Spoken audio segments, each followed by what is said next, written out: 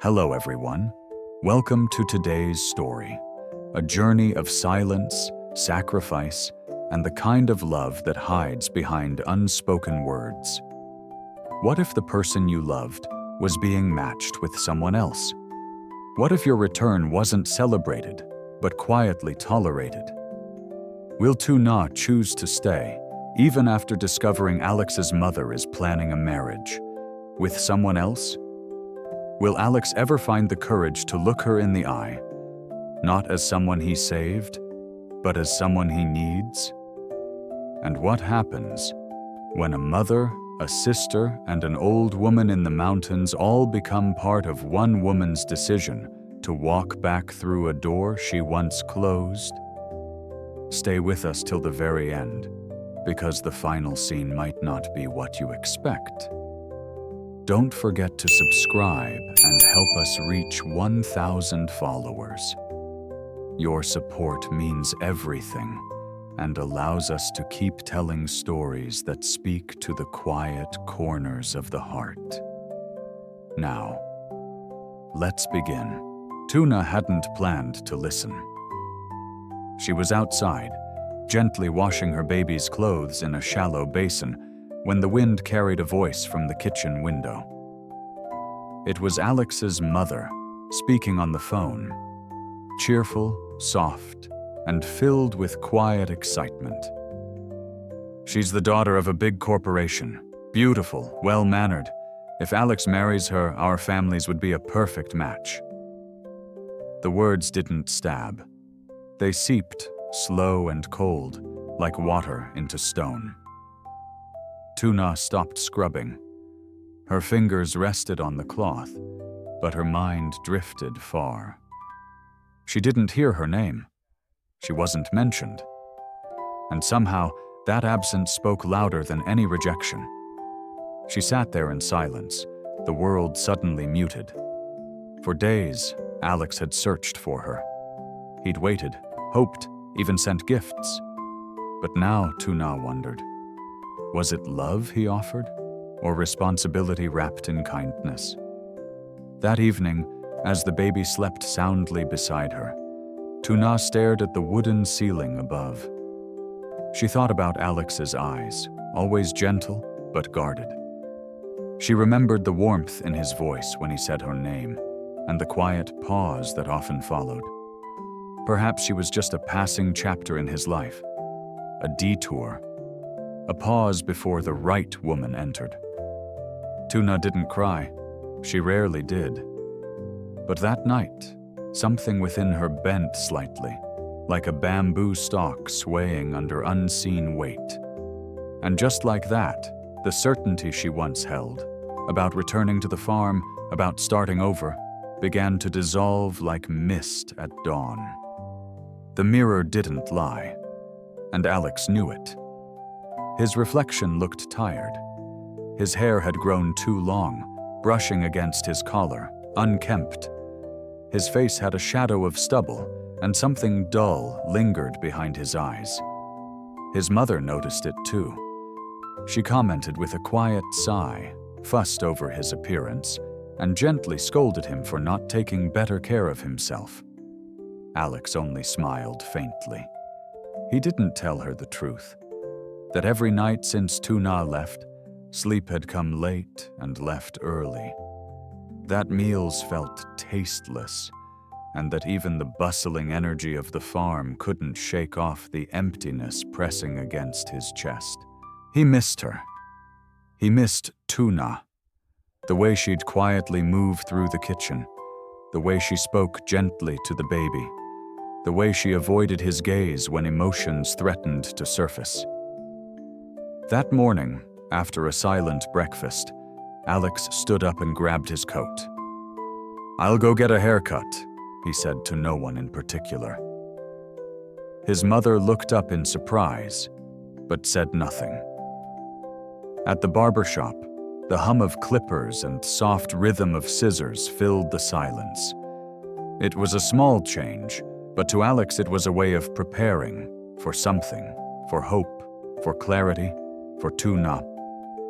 He didn't know what she would choose, but he needed to be ready, to be someone who could meet her eyes without guilt, without expectation. Outside, the clouds shifted. The air was cool. And somewhere not far away, Tuna was quietly wondering if she still belonged in his world. The scent of warm rice and sautéed eggs filled the house. Alex stepped in just as his mother was setting the table. His sister glanced up, offering a quiet nod. The clatter of dishes, the soft sizzle from the kitchen, everything felt familiar, yet hollow. Tuna wasn't there. As the family sat down, Alex's mother smiled gently. "I made Tuna's favorite," she said, as if hoping the mention of her name might summon her back. Alex looked down at his plate. "She's safe," he murmured, "but I don't know if she'll come back." His sister paused, chopsticks frozen mid-air. There was a flicker of guilt in her eyes, then a slow, deliberate breath. "I said some things I shouldn't have," she admitted, to Tuna back at the farm. No one spoke for a moment. The silence was thick, not uncomfortable, just full of things unsaid, full of apologies that had come too late. "I think I need to see her," the sister added, voice quieter now. "Not to convince her, just to say, I'm sorry." Alex didn't respond immediately. He only nodded, eyes distant, locked on a dish that neither of them touched. In another part of town, Tuna sat beside her child, unaware of the meal unfolding or the words being offered in her absence. But somehow, the air shifted slightly, as if forgiveness had quietly taken its first breath. And perhaps, in a story stitched with hesitation, even a single meal could carry the weight of healing. The path to the little wooden house wound through quiet hills, scattered with bamboo and the hush of late afternoon. Tuna was tending to the baby when the knock came. She opened the door and froze. Alex's sister stood there, not proud, not cold, but human. Tuna stepped aside silently. The house was modest, held together by time and kindness. They sat near the doorway where the light fell soft and slanted. I came to apologize," the sister said, eyes lowered. "I spoke harshly before. I was wrong, and I'm sorry." Tuna didn't move. Her fingers curled slightly on her lap. "I thought I was protecting Alex, but I wasn't fair to you. You didn't deserve that." Tuna looked up, her voice steady but distant. "It's all right. People say things when they don't understand." The baby stirred in the corner, letting out a soft breath in sleep. The sister smiled at the sound, and for a moment, the tension softened. "I heard you're not planning to return," the sister said gently. Tuna hesitated. Her gaze drifted toward the window, toward the line of trees where the light was beginning to fade. "I haven't decided yet," she whispered.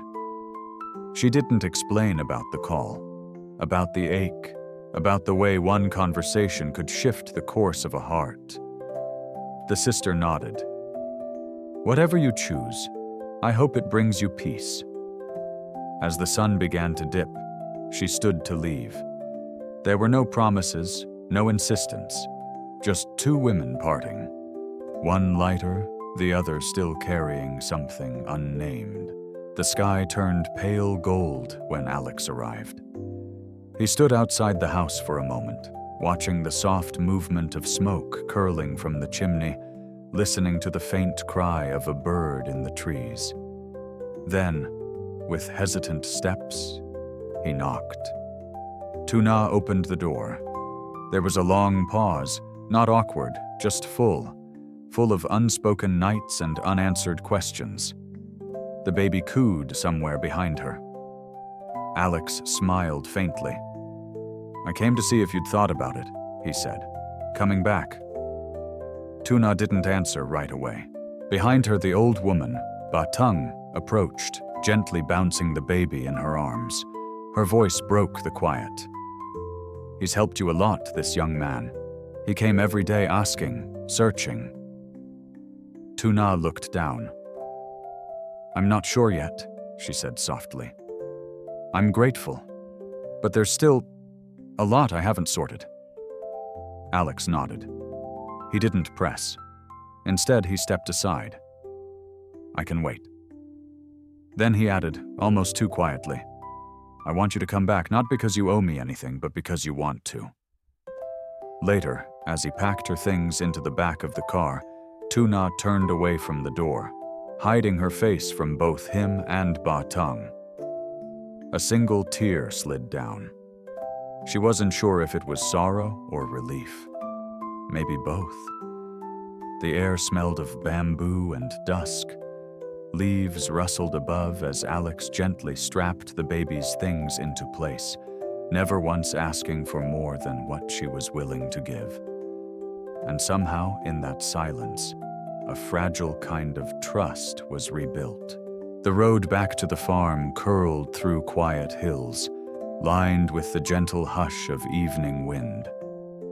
In the passenger seat, Tuna sat with the baby asleep in her arms, wrapped in a soft blanket that still carried the scent of the old wooden house. Alex drove without speaking, not because there was nothing to say, but because some silences held more meaning than words. Tuna stared out the window. The familiar trees, the outline of the distant fields, the trail of smoke from the farmhouse chimney. Everything looked the same. And yet inside her, everything felt different. Her heart was caught in two places. Part of her longed for the stillness she had with Ba Tung, the quiet mornings, the scent of mung simmering over fire, the safety of not being looked at too closely. But another part, it responded to the way Alex glanced at the baby through the rearview mirror, the way his hands had gently carried her bags, the way he had never once asked, "Why did you leave?" But he hadn't asked about the phone call either, and Tuna couldn't tell if he even knew. Was this return a step forward, or just a way of softening the pain? She lowered her gaze, brushing a fingertip along the baby's cheek. The child stirred slightly, then sighed. Safe. The road ahead wound into the dusk. Tuna didn't know where this choice would lead, or if her place in Alex's life was permanent. But for now, she was going back. Not to a promise, but to a possibility. The gates of the farm creaked as they opened, slowly, almost ceremoniously, letting in the soft dusk light. Tuna stepped out of the car, her baby still sleeping soundly in her arms, his breath warm against her shoulder. Alex walked ahead, carrying her bag, not looking back, as if afraid that if he met her eyes now, everything might unravel. The air smelled of fresh earth and cut grass. Somewhere beyond the hill, the workers were finishing for the day. The farm hadn't changed, but Tuna had. She stood at the entrance to her old room, hesitating. Everything was in its place. The curtains she once hemmed still hung by the window. A cup, chipped but familiar, sat quietly on the table. The bed, untouched, still held the shape of someone waiting. Tuna laid her baby down gently and turned to the door. Alex stood there. If anything here makes you uncomfortable," he said, his voice barely above a whisper, "just tell me."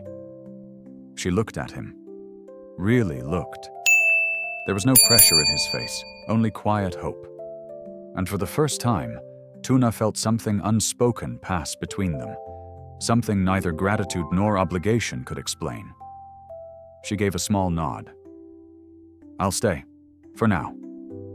Alex didn't move closer. He only smiled. Outside, the wind moved through the bamboo, brushing against the windows like a lullaby. And as Tuna watched him walk away into the evening light, she whispered to herself. Not a promise, but a quiet vow. If one day he looks at me, not as someone he saved, but as someone he needs, I'll stay for good. Tử Na, một người phụ nữ rời khỏi trang trại, vô tình nghe được mẹ của CEO Alex sắp xếp chuyện mai mối anh với con gái của một tập đoàn lớn. Cô lặng lẽ giữ trong lòng dù Alex vẫn tìm kiếm chờ đợi muốn cô quay về. Trong khi đó, chị gái Alex tới xin lỗi Tử Na vì để những lời nặng nề trước đây. Cuối cùng Alex đích thân đến đón cô về. Tử Na đồng ý về, nhưng trái tim còn nhiều băn khoăn. Cô không nói ra, chỉ lặng im chấp nhận quay lại, không phải vì niềm tin mà là một tia hy vọng liệu Alex có sự cần cô hay chỉ là trách nhiệm. Một cánh cửa được mở ra, nhưng bước vào hay là đi vẫn là sự lựa chọn của trái tim.